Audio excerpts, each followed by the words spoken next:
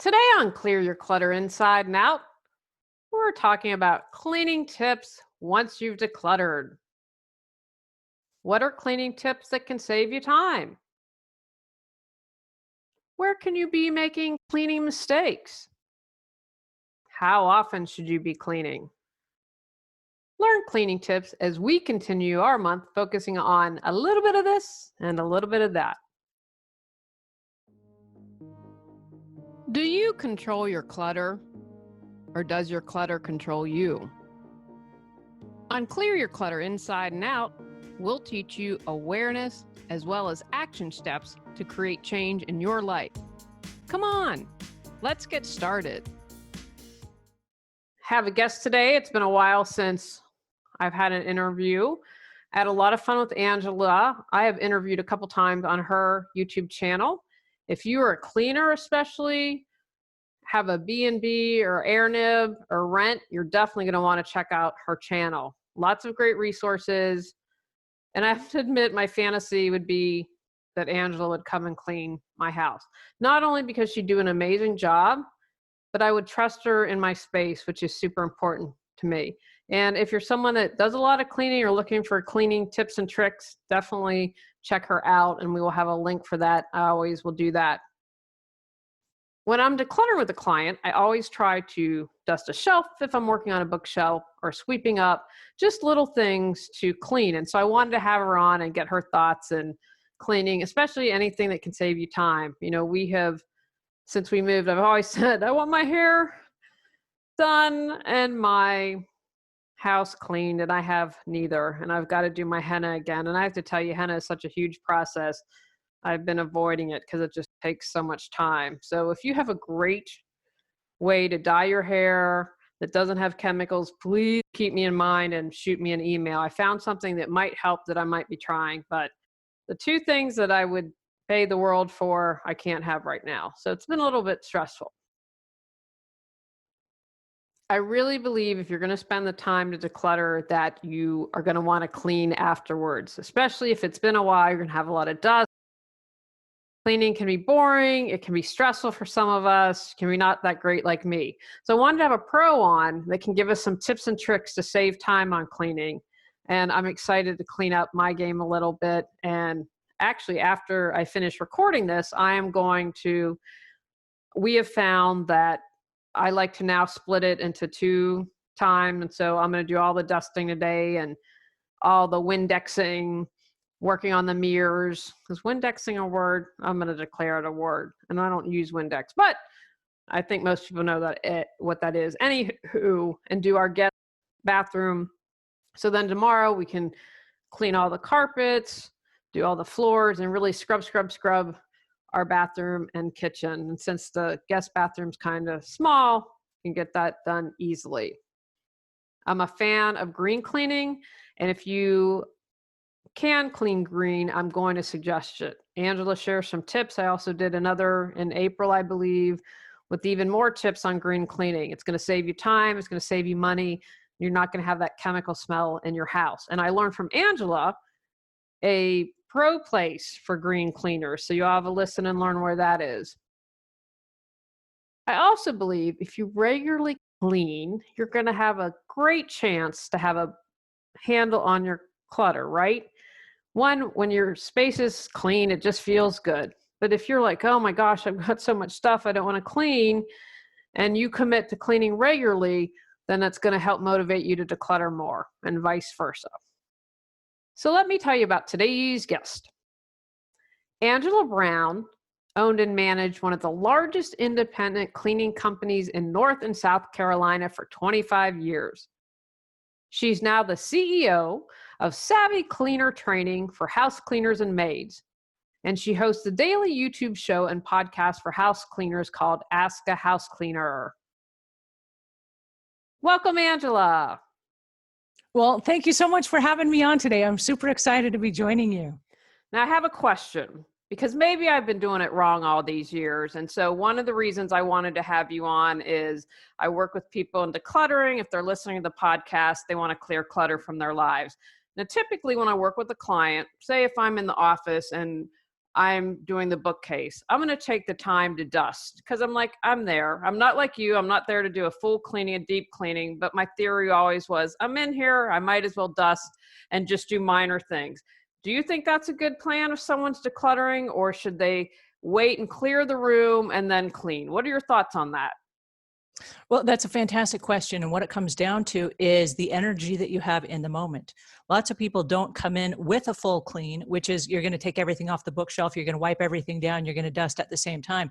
It might be that you're having a conversation with someone in the same room. And during that time, you have a cloth in your hand and you are able to wipe the bookshelf down. So my suggestion is I would wipe it down while the energy and the opportunity presents itself. You can always come back and do a deep clean later, but if that's all the time you have right there, I say use it to your best advantage. Fantastic. Now, what are some cleaning hacks that we can do to save us time? And I love that you responded about energy, because decluttering can stink. A lot of people find it boring, and I always say declutter when you have the energy, when it's good for you. If you're a morning person, don't try to declutter in the evening. So what are some things we can do to save time when cleaning? Well, I think it's not just cleaning first, but it's also decluttering, because the decluttering comes before you can actually clean. And as far as a hack goes, I think the biggest hack, and we use this a lot in cleaning, but we also use it in decluttering and organizing and all these things, is to be very clear about the outcome that you're looking for. So for example, let's say that you have 1 hour and you say, I'm going to attack my entire closet. Okay, what does that mean? And before you begin, before the hour starts, be very clear about what the finished project looks like, because lots of people will go inside and then they wander around and they spend an hour and they do little bits of this and that, but because they were not clear of the outcome, then they don't recognize it when it arrives. So is the outcome you're going to get rid of 2 garbage bags of stuff? And if that's the outcome, then go in with 2 garbage bags and you're done when you have those 2 bags full. If it's creating more space, what does that look like? Does that mean that this whole rack is going to be organized and you have a place for your work clothes, right? Mm-hmm. Then if you are completely clear about what the outcome looks like, then you will recognize it when you get there. And I think lots of people in the decluttering space get really frustrated because they haven't articulated what the finished job looks like. You think like an organizer. That's fascinating. I think that's great. So if we've decluttered and we're now like, okay, I've got everything ready to roll, I'm going to clean now. Are there any things that you recommend that can save us time? Yes, first and foremost, frequency.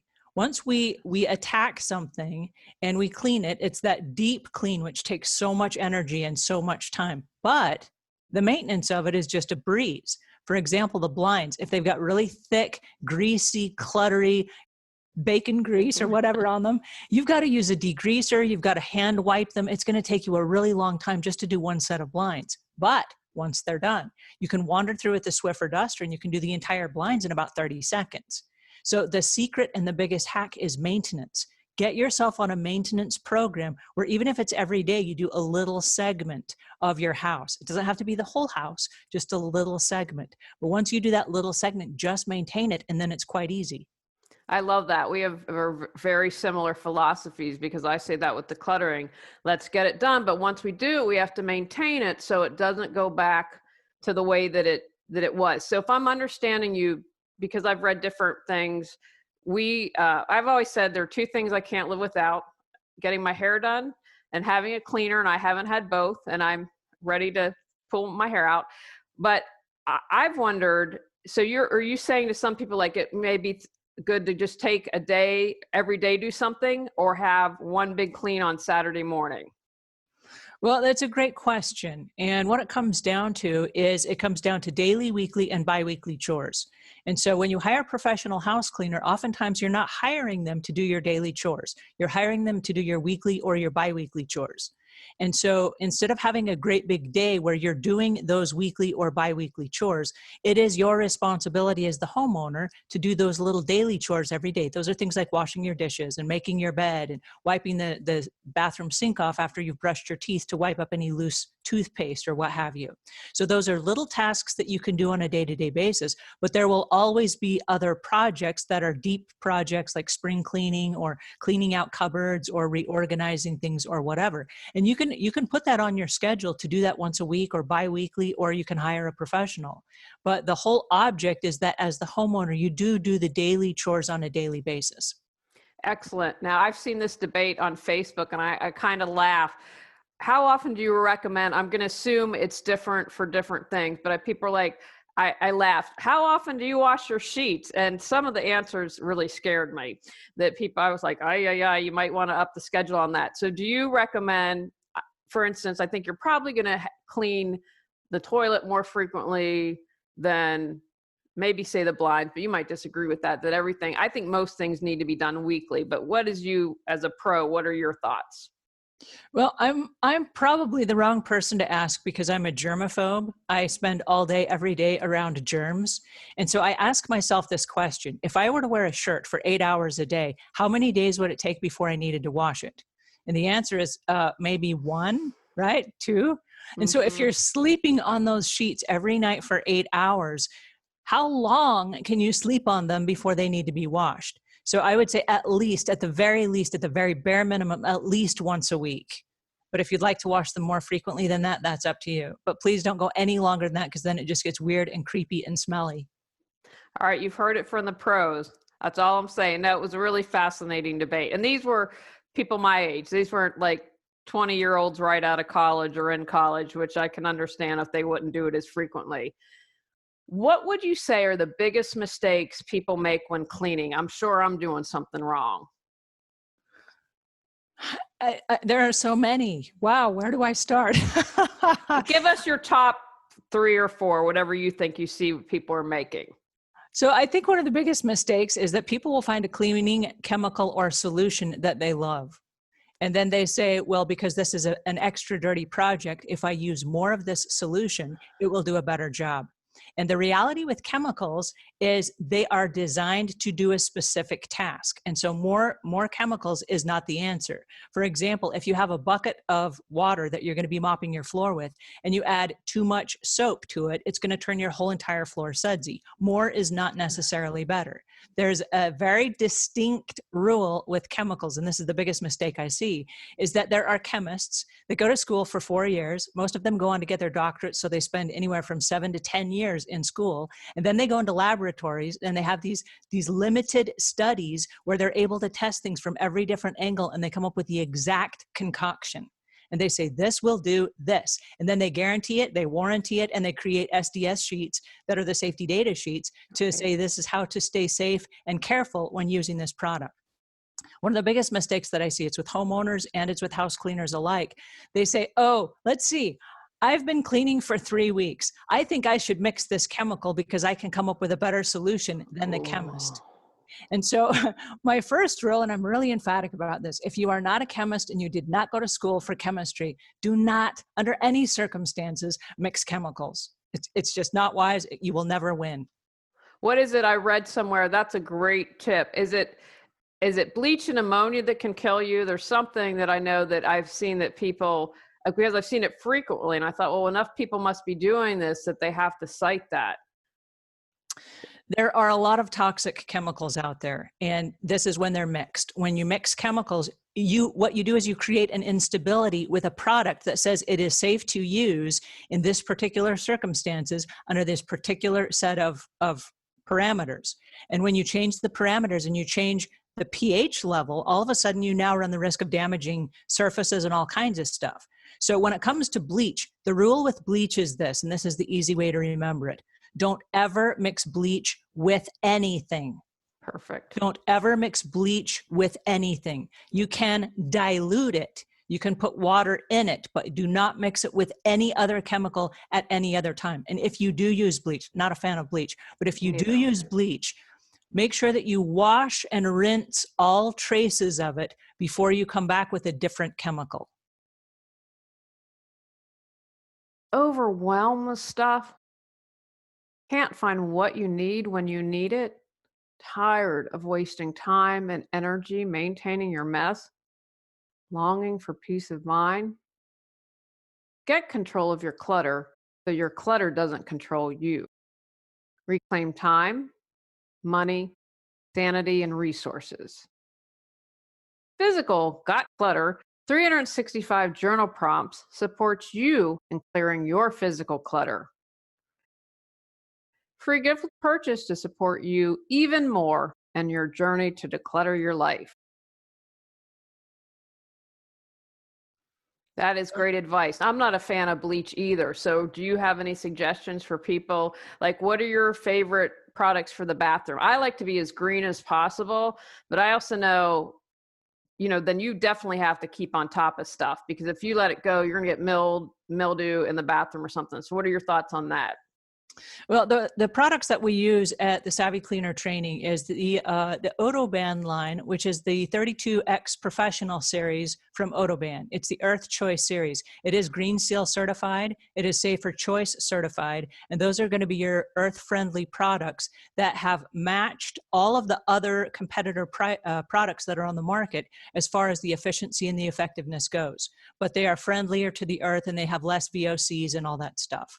So the rule of thumb when it comes to chemicals is this: when you're doing a deep cleaning, you go into a house, let's say that it hasn't been cleaned. I'm just going to make this up because we know this never happens. But let's say that it hasn't been really deep cleaned in 8 months to a year. And there's all kinds of icky, sticky, gunky stuff going on. When you come in, you're going to have to come in with all of your heavy duty chemicals to completely erase all of that and reset the property back to living safe, healthy, standard conditions. But then when you come back in, you can do all of your maintenance cleaning with very limited chemicals. You don't need a lot of chemicals to maintain at all.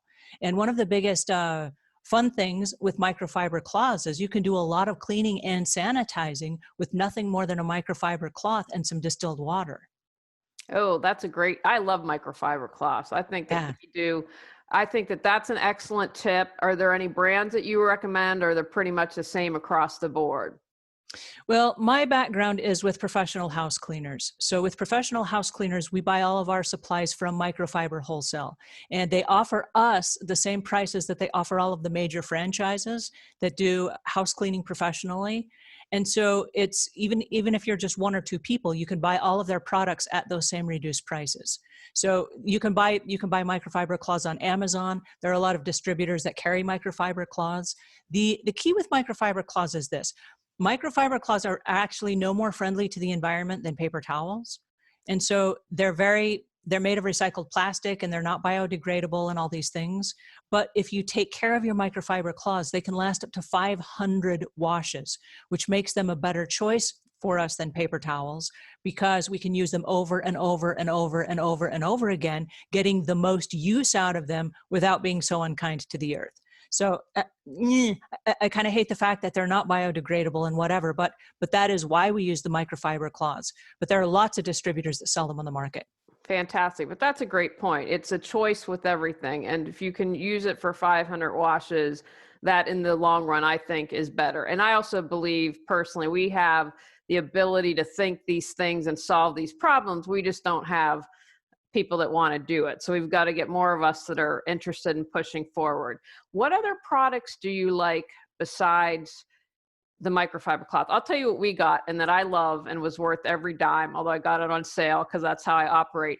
We got a mop steamer, and I absolutely love this thing. To not have to do a bucket, like, it's worth everything to me. Are there any other tools that you think are really great and good time savers and are going to be really useful? Yes, you just mentioned the steamer. And what I want to suggest about the steamer is there are a lot of steamers now that are on the market that are designed for hardwood floors. We've always avoided hardwood floors. And the secret, if you're going to use them on a hardwood floor, is the technique. Because if you warp a floor, then it removes all of the glue where the boards come together.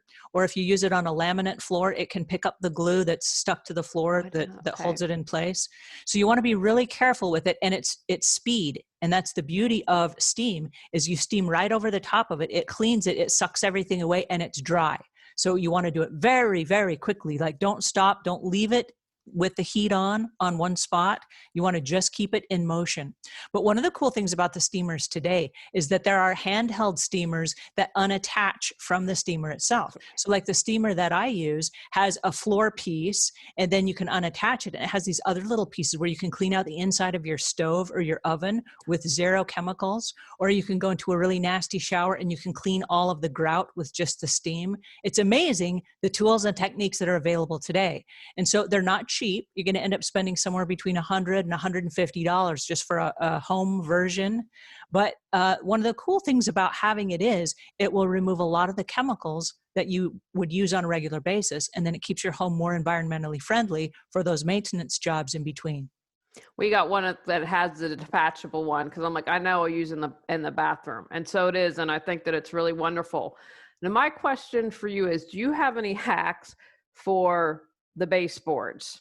Because someone wanted me to ask that.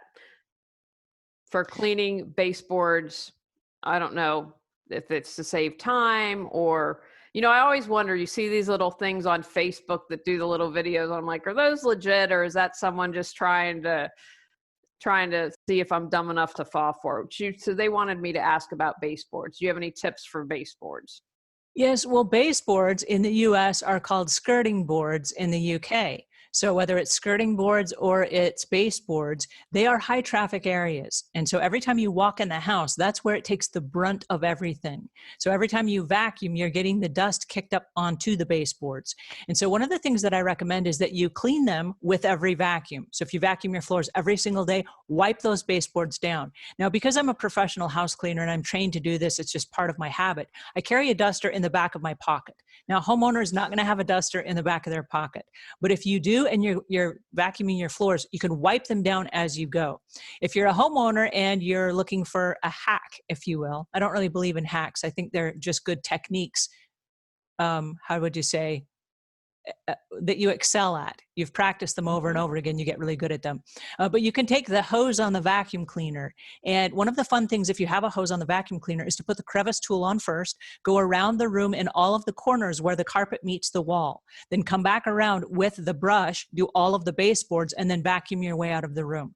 That way, all of the crevices, all of the corners, all of the baseboards are vacuumed. Everything is nice. And then you've got all those carpet lines following you outside the room. So that's a nice way we do it when we clean people's homes professionally.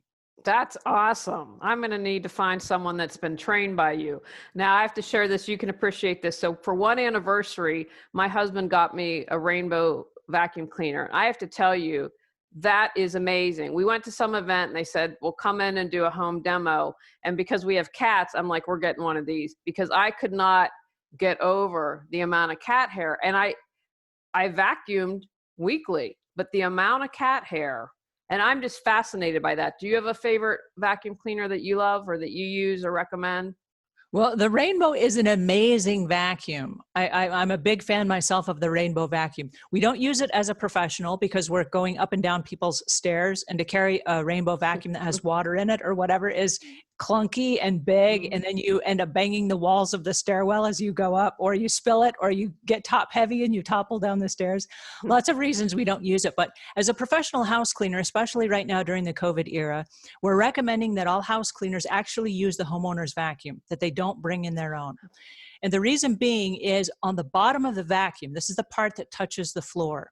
If I go to a home and they have 4 dogs and 5 children, and I'm vacuuming up Cheetos and dog hair and all these things, it's not fair for me to take my vacuum, throw it in the back of my car, and then go to the next customer's house who have no dogs, no kids, and none of the Cheetos and things on the floor, to vacuum their carpets and run that over their carpets as well, because whatever's on the bottom plate of the vacuum and the wheels is what's touching the next person's carpet. And so we don't recommend, for cross-contamination purposes right now, to take your vacuum into any home. So we're recommending house cleaners use the customer's vacuum. And if you need to work something out with the customer where they buy a new vacuum, let that be the case right now. It's a really good time to invest in a vacuum.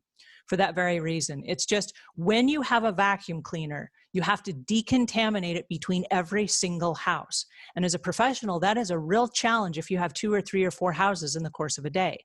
And our cars are just not big enough to carry around 3 or 4 different vacuums for that very purpose. And so what we're talking about is the dental floss and the hair that gets caught up in the roller brushes. Those all need to be cleaned out.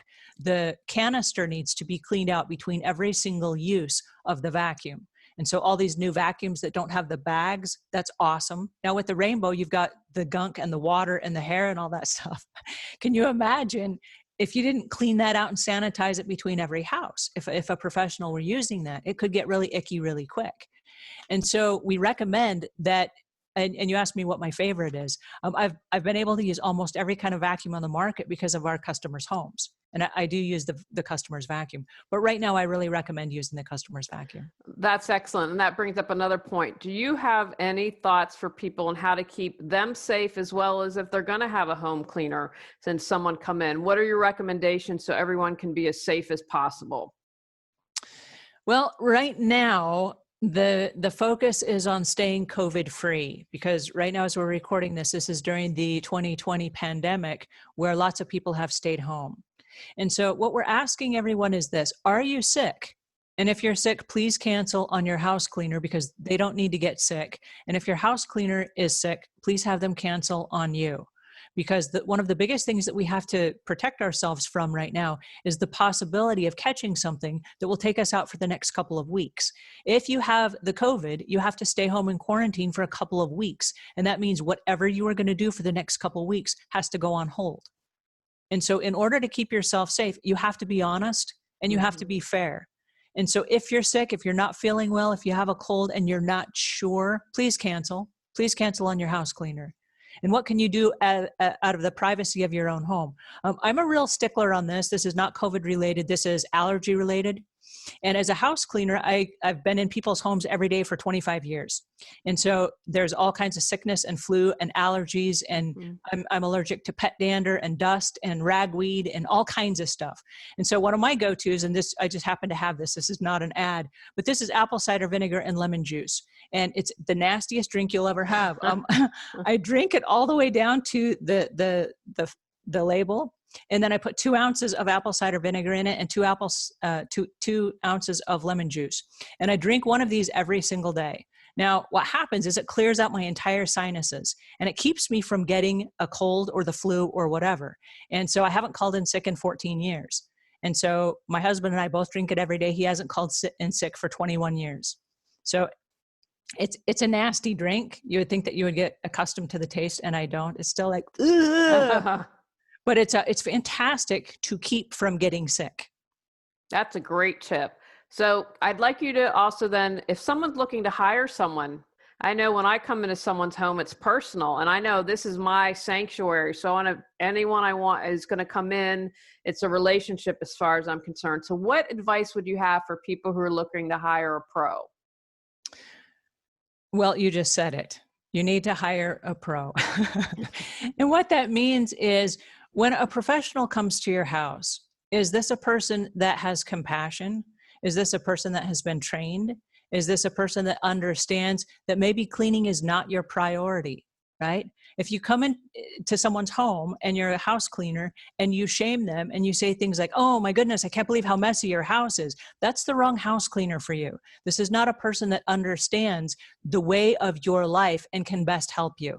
So get rid of that person and get a person that understands that maybe you've been raising kids or maybe you've been working full time or whatever your priorities are. A priority of a house cleaner is they come in and they do what they do best, which is house cleaning. And the reason you're hiring them is because that is not your priority. And so my suggestion is you have to hire someone who understands you, that you know, like, and trust. And here's the reason why. A home, for the most part, is a person's largest asset. And when you're inviting a perfect stranger into your home, this is not somebody that's going to come in once and clean. It's possible that this person is going to come back every week or every other week for the next 5, 10, 15 years. You're inviting someone into your home. This is going to be a long-term relationship. And so you want to take your time and you want to find the right person, because this person is going to be around your personal stuff, around your pets, around your kids, around your elder parents, and you need to hire a professional that understands you and your family. If you hire somebody and you have any doubt, walk away. It's not the right person. Excellent advice. Before we moved, we had our cleaner for 12 years. That was really, I think that's great advice. Now, I always, at the end of the podcast, like the guests to offer some take actions. So for people who are watching and listening, what would you say? What are some take action steps that they can take? Whatever you choose. One of the largest take action steps that I would recommend is that you're honest with yourself about your living situation. And when I say honest with yourself, if you stop to think, lots of us do things for other people, but are we willing to do for ourselves? And so, do you deserve a clean place? And my suggestion would be, yes, you do. I believe that everyone deserves a clean place to live. There are so many benefits from living in a clean, organized home. And so my takeaway for you is this: give yourself permission to live in a clean, organized home. And what that looks like is different for every single person. But if you wake up every day and you do one thing to upgrade your lifestyle just a little bit in your home and then maintain it, you will find that it builds on top of each other. And soon your whole house will be clean and will be full of harmony. It's a home of balance. It's a home where you can find things when you're looking for them. And it brings a home of peace. Outstanding. Now, tell people how they can find out more information and tell them about your YouTube podcast. Well, thank you so much for asking that. I have a training program that we have for house cleaners. This is professional house cleaners over at savvycleaner.com. And we do have a daily YouTube show and podcast called Ask a House Cleaner. And you'll find that on YouTube or any of your favorite podcast apps. All right. Fantastic. Well, thanks for joining me today, Angela. I really appreciate it. Well, thank you so much for having me. This was so much fun. All right. Great. Thank you. On our next episode, we're talking about if it's good or if it's bad. Go out, clear your clutter to create the life you choose, deserve, and desire. When you clear your clutter, you can share your gifts with the world. Sign up for our free newsletter at reawakenyourbrilliance.com. If you've enjoyed Clear Your Clutter Inside and Out, please rate, review, and share us.